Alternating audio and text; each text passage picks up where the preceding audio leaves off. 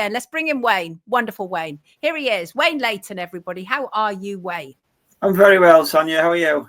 Great to have you with us, Wayne. Really appreciate it. You are, of course, what we're calling around here now, the people's champion, Wayne Layton. And as I explained, you were with us recently, and you've proven in court the illegality of council tax enforcement agents. You've done sterling work there. And the last time that you were with us, you were preparing to go into court, weren't you, for a case management conference? That was in May. What happened? Right. Well, that's a very interesting question. So the government, they've pleaded as their defence for these private bailiffs going into people's houses, paragraph 14 of Schedule 12, the Tribunals Court Enforcement Act. And I rebutted that by showing that a prerequisite requirement under common law is consent. If there's not consent, they can't use paragraph 14 to come into people's houses. Now they're trying to remove that requirement of consent by lying to people. And then when I showed that that was a requirement, they've now tried to change their defense. And this is the big problem, because in any sort of trial, if you want to change your defense, you've got two requirements you've got to meet. First, you've got to make an application under the Civil Procedure Rules. Correct. Part 17. And that's not just a flimsy, informal thing where you send an email. You've got to make an application, you've got to sign it, and you've got to pay a fee. And the second thing is you've got to have a good reason for it. You can't just wake up one morning and think, right, I'm not happy with that defence, I think I'll change it now. So you've got to do both of them. And the Court of Appeal made it clear that if you change it, you've got to have really good reason. Especially the longer the case goes on, the more stronger reasons you need, right? So they now want to change their defense, and they haven't made an application, right? And they haven't got any good reason. What they tried doing, which was very sly, is in a case management, you have what's called directions, and the court put directions in an order. They asked for the court to put in a direction for me to prove that they can't use force to come into people's houses. And they were relying on a different piece of legislation, right? Now, I rebutted that because that piece of legislation only applies to criminal fines. You can't use that for enforcement of council tax, right? Now, the High Court, they adjourned the hearing, so it never went ahead, right? And in that order, when they adjourned it, right, he's now given the High Court judge. I won't say the name at the moment, but it was a very perverse order, and I've applied to recuse himself. A recusal means that they step aside from the case. Yeah. And I've also applied to set aside that order because it's perverse. He gives them a window opportunity to change their defense, right? Now, the High Court do have a discretion to allow a defense to be changed, but only if an application has been made and only if there's good reason, right? And neither of these two apply. So he's giving them an unfair advantage to change their defense, right? So they on the order, it said until the 5th of June, 4 p.m. Now, as of today, they haven't changed it. This is the Ministry of Justice you're talking about. If they can't get it right, who the heck can? Well, this is the thing. I can't see them making any more submissions by tomorrow because I've already rebutted their new their new tried defence of using force to go into people's houses. That because it only applies in criminal jurisdiction for fines. So I can't see, unless they pull a bunny out of the hat. I don't see what else they can use because I've rebutted paragraph 14 and I've rebutted the criminal legislation. So. But again, I've applied to put his order aside, so it's going to be very interesting how that progresses. So, but I also want to tell people a very useful tip because currently these private bailiffs are lying to people when they ask to see their authority, right? What they say, it's a sleight of hand, is they say when I won in 2023, right? The reason why I won is because they gave me a wrong letter. It was like said it was worded wrong. It was like a clerical error, a typo. Yeah, that's what they're telling members of the public. That was all it was about. It was just a wrong letter, clerical error, typo. Yeah. So just so I can tell the public, this is a complete deceitful tactic. Yeah. That first of all, there's three things there. In their defence, they formally pleaded in the Part 15 Civil Procedure Rule that they get their power from the council to enter people's premises. So it wasn't a case of a wrong letter or a typo or a clerical error. No. They formally pleaded it in their defence. Right. Second of all, Sarah Brown, who was a manager of Bristol and Sutter, took the stand and gave a testimony to say they get their power from the council. So it wasn't a clerical error. It wasn't a typo. It wasn't a wrong letter. She said that under testimony. And to make matters worse, the head of City of York Council, Paul Sanderson, also testified under oath that he himself had the power to authorise bailiffs to go into people's houses. And the best part of it, when I cross-examined him, right, I absolutely interrogated and understand that their barrister, Mr. Fender, stood up at the end and said he has no power. And I nearly fell off my chair because for 18 months they'd been pleading it. Sarah Brown took the stand and testified it. Mr. Sanderson took the stand and testified it. And then after cross-examination, the barrister held hands up and said, no, they don't have any power. So you're embarrassing the system. That's the thing. You are literally humiliating the system because you're literally using the law. I mean, that's what you're doing. You're using the law, and they're having to lie to get out of this. This is outrageous, actually. And what is the situation? It is. Regarding... And so this is a lie I want to tell people about. If they're telling you that my case was a clerical error or it was a typo or if it was a wrong letter, that's a lie. It's a complete deception. They pleaded their authority came from the council, and I proved the council had no authority. And so they're now lying people because they don't have any under authority. And now they're trying to use paragraph 14. That's another thing they'll try and say. They'll say that was a clerical error. Actually, the power comes from paragraph 14. And I've now just proven the Ministry of Justice that they can't use paragraph 14. So there's nothing left for them. Like I say, they've tried to use criminal jurisdiction, and now that's falling flat on its face. So... what about the paperwork? So there's an issue with the paperwork regarding this, right? Because obviously now there's no paperwork; it's just verbal orders. Yeah, verbal orders. There's the issue with the council essentially appearing to fake on behalf of the court. What is going on there? Well, yeah. So this is how I've submitted fraudulent documents to the council, and just to dispel any, because we get a lot of trolls and shills online who try and discredit me, and so just for you guys, yeah. If you go to the Ministry of Justice file, pages 275 to 285, you will see them fraudulent documents, and you'll see that I've submitted these as fraud. So this isn't an opinion. I've submitted this as fact.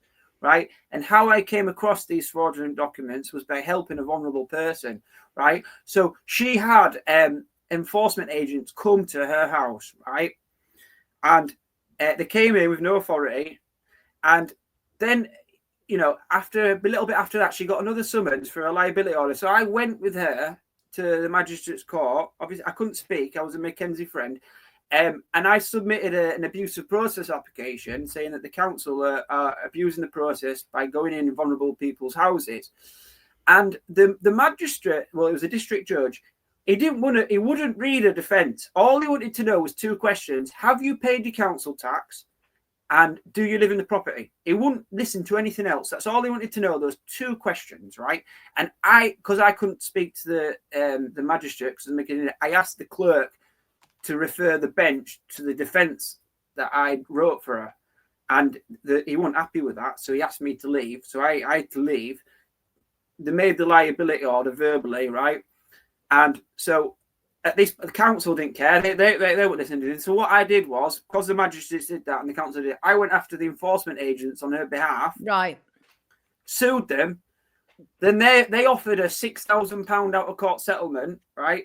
On the condition that we don't tell anyone, keep it all secret. And right? Can I just say, I've absolutely seen that documentation. That is absolutely the truth of what took place. Because some people will say, oh, that's not really what happened. That's exactly what happened. They offered $6,000 to buy your silence. And how did you respond to that? Well, decision wasn't for me, because when I help people, for me, it's not about my benefit. It's about the welfare of the person I'm helping. So I said to her, it's up to you. And she's on disability benefits, so that's a lot of money. I thought she was going to take it. But yeah. She was like, I'm not being silenced. Wow. So she was like, no, I'm not agreeing to the conditions. I couldn't believe it. I was shocked. But I said, I'll support you either way. So she rejected it. Right.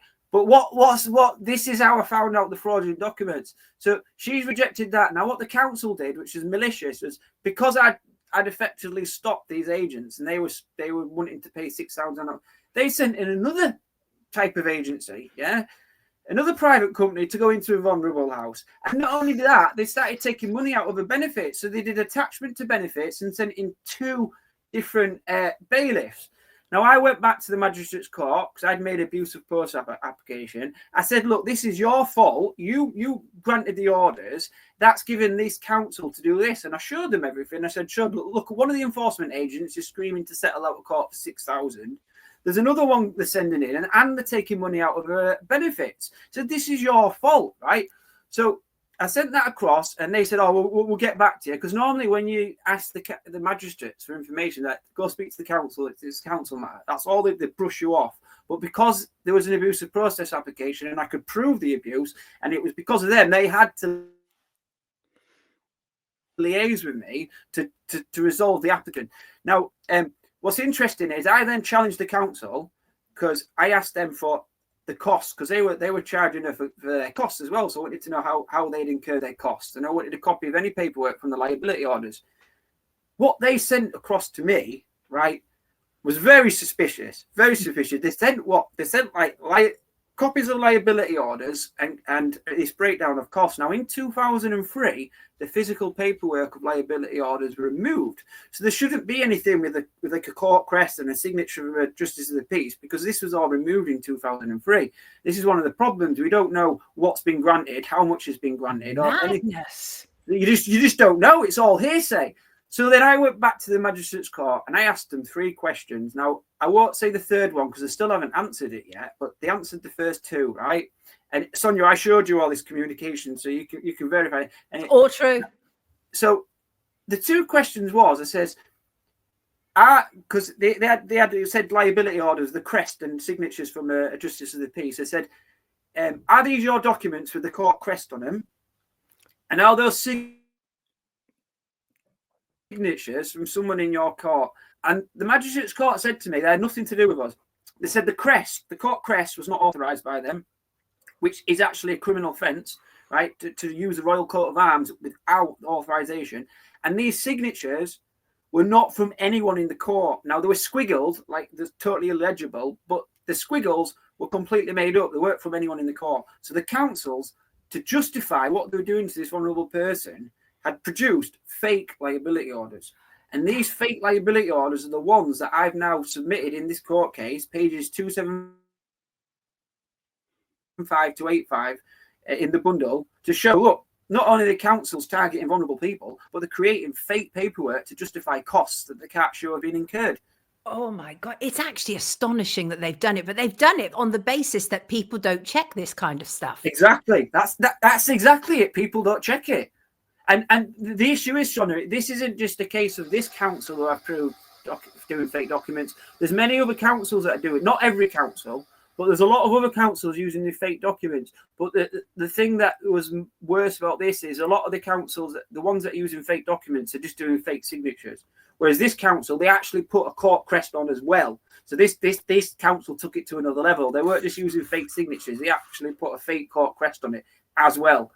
And this is happening, like I say, across the country. This isn't just an isolated incident. I only managed to uncover it because I was helping a vulnerable person, and I could prove that the magistrate should have stopped it when I was there as a Mackenzie friend. Right. They allowed it to go ahead, and then I scuttled the enforcement agents, and so then they sent in another enforcement agent, and I showed what the council were doing. So the magistrates had blood on their hands because they were causing it, so they had to be upfront, and they actually admitted these documents weren't theirs, which I wasn't expecting them to admit that. It's absolutely mad what you found yourself caught in the middle of. It really wasn't.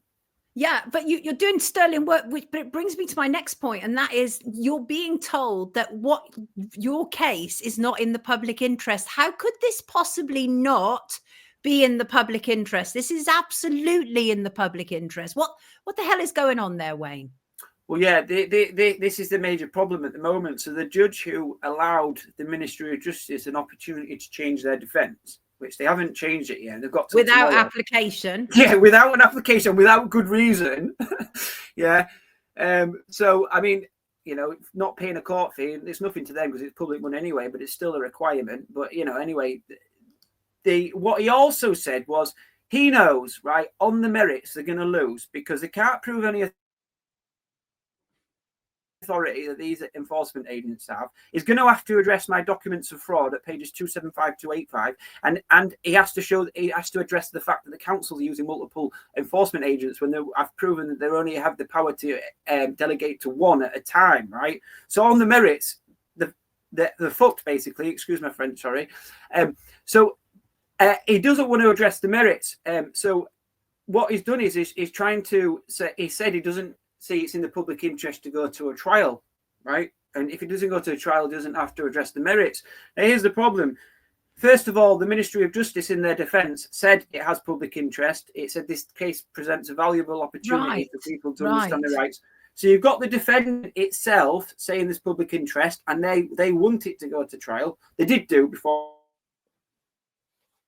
I proved all this, yeah.